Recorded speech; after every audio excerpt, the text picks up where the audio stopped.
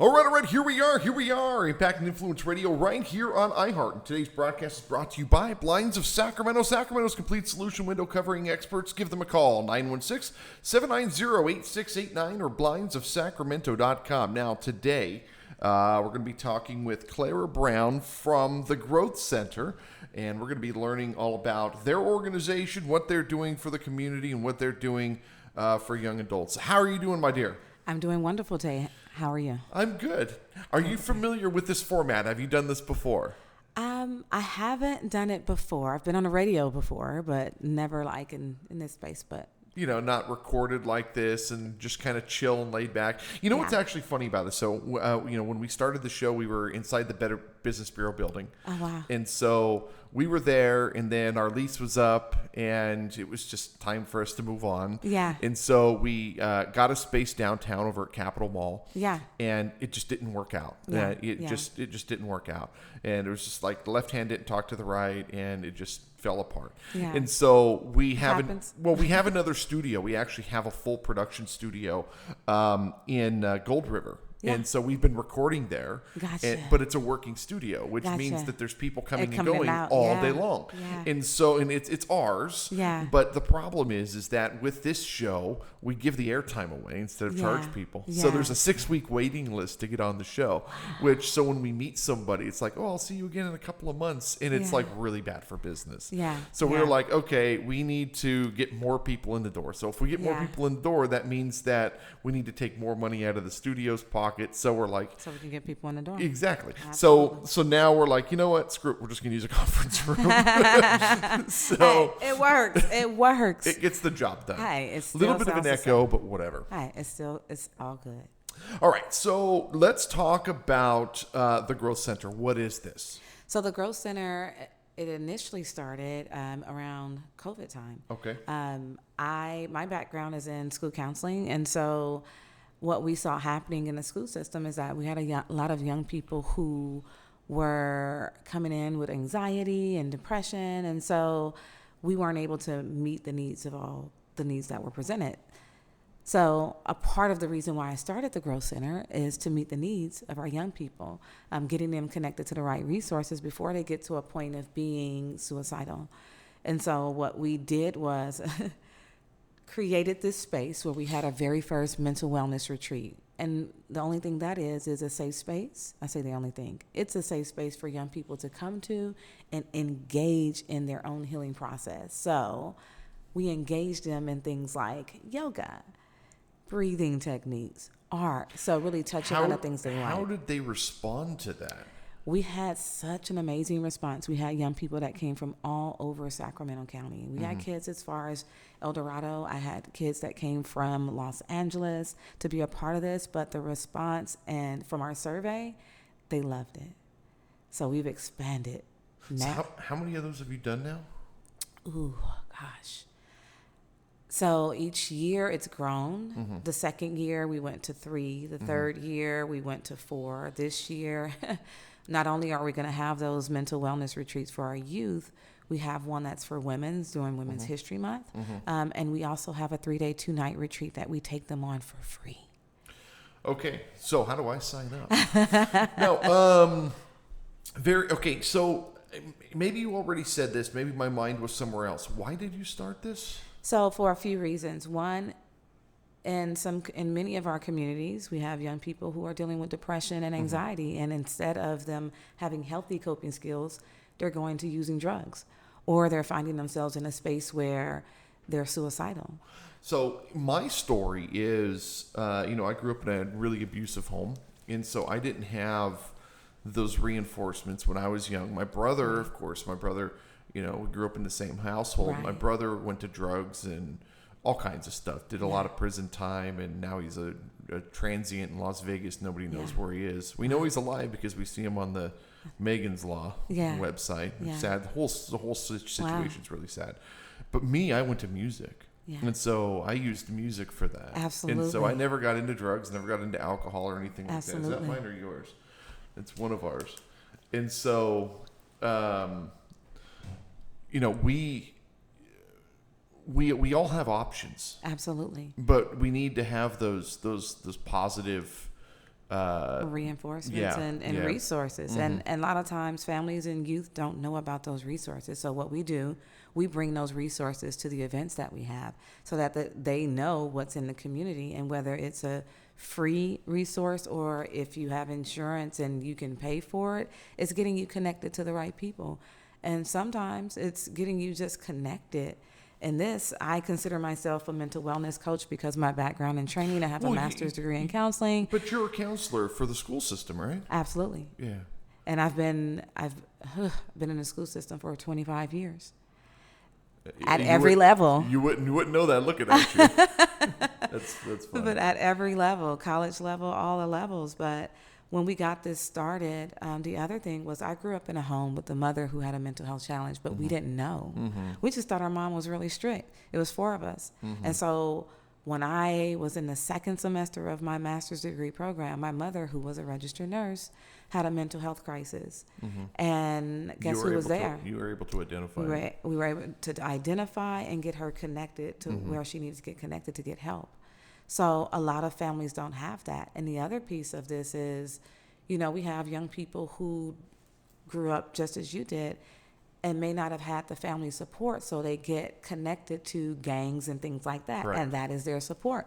Correct. So they go down a completely different avenue. What's funny about that is I've always told my brother whenever I run into him or, through the family, grapevine or whatever, I always tell him, I was like, what you need is, clearly he doesn't want his family around, right? Because a family is really toxic. I mean, it's just really a bad thing. But I was like, what you need is you need family. You need something. Everybody does. I always tell him, I tell him, go buy yourself a Harley and become a part of a motorcycle club. Yeah. And now you've got brothers and sisters, and they're going to keep you busy. They're going to look after you. Yeah. And they're not all gangs. Yeah. I mean, there's a lot of clubs that do a lot of great things. Absolutely. And so, he could easily, get into one of these clubs and have those people and do some positive in the world, but he chooses not to. But it's sad. What's amazing is that, just as a human being, we all have that natural want to belong to something. And when we don't, then oftentimes that's when a toxic patterns. Well, that's why everyone's trying to be rich, right? Yeah, right. You see everybody, there's this like weird fascination with everybody's trying to be like a mogul. Yeah. It's just a weird thing. Yeah. And not really knowing what it takes to get there. I know. And for some people, they crash and burn because when they figure it out, not the rich, but that it actually takes a lot of work to get there. Yeah. It's like, whew. Yeah. So the other thing is we have our mindful decisions group. And that group is what we have a lot of our young people in Sacramento and the Yuba City area in LA. They're connected to that because that helps to, it takes them through a healing process, but it also helps them to have healthy coping skills. So learning mindfulness practices, statistically, not even statistically, scientifically, helps you to retrain those neural pathways in your brain. So even if you are using drugs, when we expose you to nature or something different, we engage you in something different from what you're used to, now you're opening your mind up to. What's funny, in Russian culture, when I got married, I remember for one of my birthdays, everyone brought me flowers, and I was thinking to myself, like, why the hell are you bringing a guy flowers? It's so dumb. Like, give me something good. And it was, maybe it was just immaturity, maybe it was culture shock, whatever it is.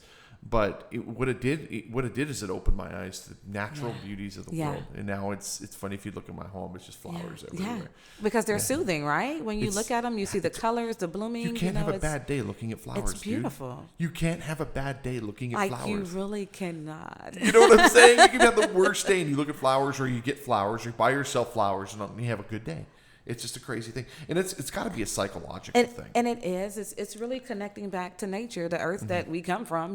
It's connecting back to that. And then we teach our young people something as simple as, okay, instead of you picking this up, let's take a walk. And on that walk, what are you noticing on that walk? Can you hear the birds? Can you hear the rustling of the leaves? Man, that reminds me of the movie Ray with Ray Charles. And he's sitting there, right? And he's sitting inside the place. And, he's like, do you hear the hummingbird? And he's like, no. And he's like, listen, close. You know what I'm saying? Yes. No, it's crazy, though. Think about it, though. Like, those are the little simple, soothing things that are right there. Simple. You don't have to pay anything for it. I know. No, we this water that's out Yeah, here. yeah. And so it's springtime now. Yeah. And so the little baby turtles are coming out? Yeah, the little Oh, baby. wow. They, Yeah, they yeah, have the little turtles in ones. there. And so Oh, there's like wow. all the little mom and all the little babies lined up on the rock. Oh, wow. And so when I'm walking out there with the dog, I always tell the families, "Here, go take your kids, go look at the turtles." They don't even know. Nobody even knows they're notice there. that it's there because of the hustle and bustle of Yeah, life. But yeah. when you remove yourself from that, that's why at the end of our groups, we take them on that 3-day, 2-night retreat, and it's always somewhere in nature. Mm-hmm. It's never, we're not going to hotels, we're going to cabins, or What's we're wrong with going hotels? somewhere No, by I'm the, kidding. but the thing is to take them that's- out of their No, normal seriously, hustle and seriously. bustle of Yeah, life. Yeah. So golf tournament. Talk to me about the golf tournament. Oh, we have a golf tournament that's coming up in September. That is really important to supporting what we do. We don't have grants. We are a grassroots organization, but we've managed to grow and expand, I would say, 100 times what we initially had anticipated. We're growing so fast because the need is there. And obviously, we're doing something great in our community. So what we're looking for is having our golf tournament as an annual event every year where we have corporate sponsors and people that come out to support this tournament so that we can continue to expand and give to our communities. Absolutely. Why are you so passionate about this? I mean, I get you're trying to help. I get you want to work with the kids. You want to give. But there's got to be something deeper here. Mental health. Like, people really underestimate the importance of your mental health. Like, it's just like any other health issue. Think about this. If you were to walk down the street right now and trip and fall and break your leg, what are you going to do? Where are you going to go? Most people are going to say, well, I'm going to go to the doctor. I'm going to go get that fixed. Well, when your mind is not feeling like itself and you know something is off, why do most people not go and get the help they need? What I did was, so I've had suicidal thoughts almost my entire life. Yeah. I mean, it's just been a horrible thing. And of course, I've always relied on music. There was a point in my marriage, it wasn't the marriage. My marriage has been wonderful. Yeah. But there was a moment, my wife and I, we were just really having a hard time just with entrepreneurship and bills and life, and we had car collection and guitar collection and watch collection and our bills. I mean, we had $20,000 a month of bills. Just the stuff that we do, and we eventually, most of us hopefully grow out of it. But there was a moment where I was a mess, man. I was just a disaster, and I told her, I was like, we're gonna go get a dog. Yeah. And she's like, what do you mean? I was like, we're going to go get a dog tomorrow. And she's like, okay. So we went and we got a dog. And my God, that dog is amazing. Let me tell you, I just acquired a partnership on a farm out in Yuba City. And so we're using that space for the animal therapy, bringing kids out, bringing adults out, because just like you with that dog, it does something completely different. It's crazy. For you. No, she sleeps in the bed between us and she's a princess, man. Yeah. She's a princess. Yeah. And when it's raining, she doesn't want to get her feet wet. And she's just, she is spoiled rotten. It's hilarious. Yeah. Yeah. I mean, animals have a whole nother way of bringing a sense of calm to us in our mental health. That's not like a human spirit. It's just different. And one thing I heard you say too is that you had music. Yeah. And that music, even just growing up, having music to be a part of your life and being able to use that as an outlet. We teach kids how to use it. We actually have a summer program teaching kids how to use their gift as an outlet when life is lifing.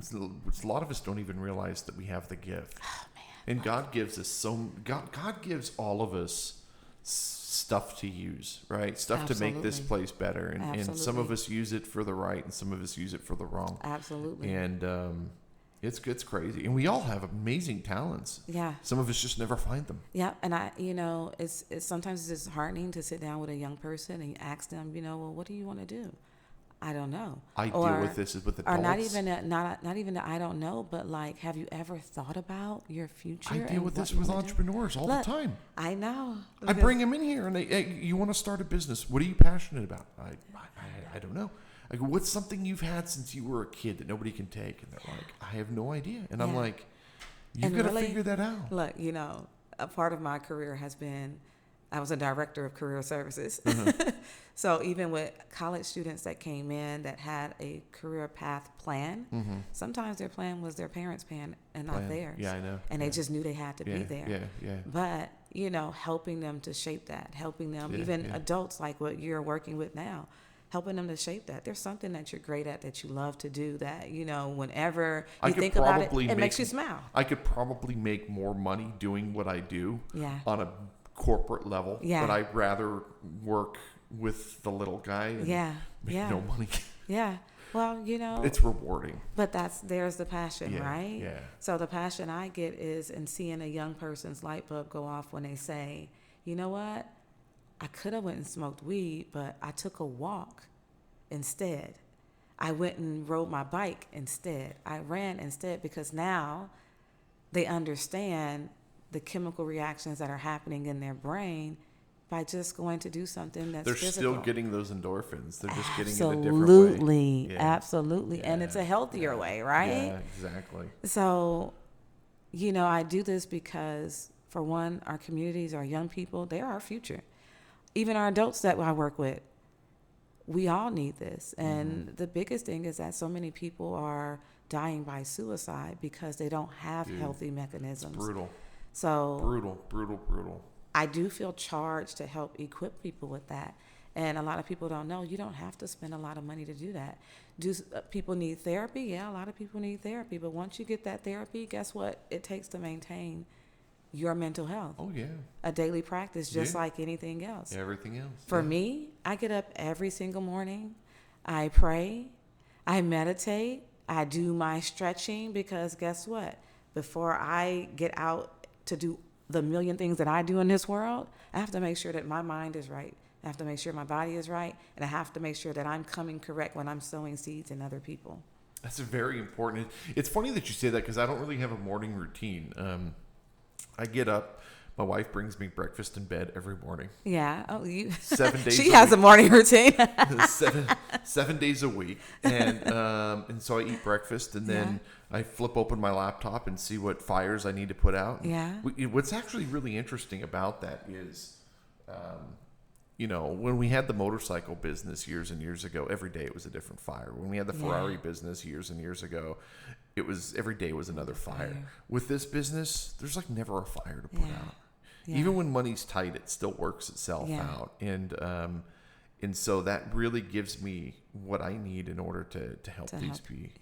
Yeah. So what do you do for yourself every day that just gives you a calm? This is it? This is. See, so when you ask me that question, for me, this is the Growth Center is. Yeah. I get a certain type of joy that comes to my spirit just doing this work. No, it feels good. Yeah, well, every now and again, I don't want to deal with this. So I'll do, that's what I did on Saturday. I played guitar all day. That's what it was. See, that's what I asked you earlier. See, I couldn't remember. I couldn't figure it out. You went back to your music. Yeah, I just played guitar all day. That's the thing that I have to help people understand. That's a coping mechanism. Mm-hmm.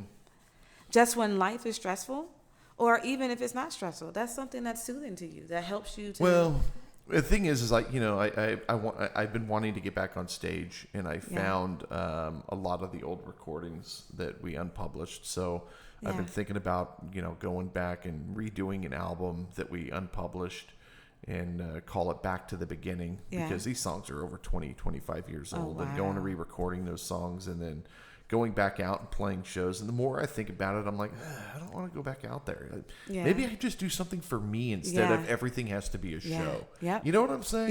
Yep. I did the stage. I did the albums. I don't need to do all that stuff again. Yeah. I don't know. And that's soothing. If it's for you, like if you went and played guitar, you was like, I had the day to myself.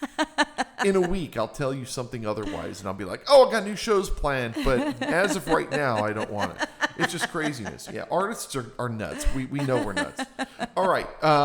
Clara Brown, the Growth Center, growthcenters.org, 916-417-4430, 916-417-4430. Anything that you want to add before we get out of here? I think the biggest thing is just, as we touch on mental wellness and mental health, is just that if you can hear my voice, take it serious. Like life, you only get one life. We only get to live one life. And sometimes we wait until something tragic happens for us to take care of ourselves. Yeah. It's as simple as that one thing that you love. When you think about that one thing or person that really makes you smile, it brings a certain kind of joy that gives off those endorphins you need. But really consider mental wellness on your day-to-day practice.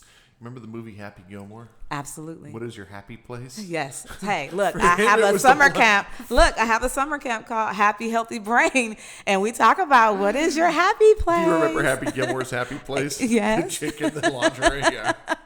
It's so stupid.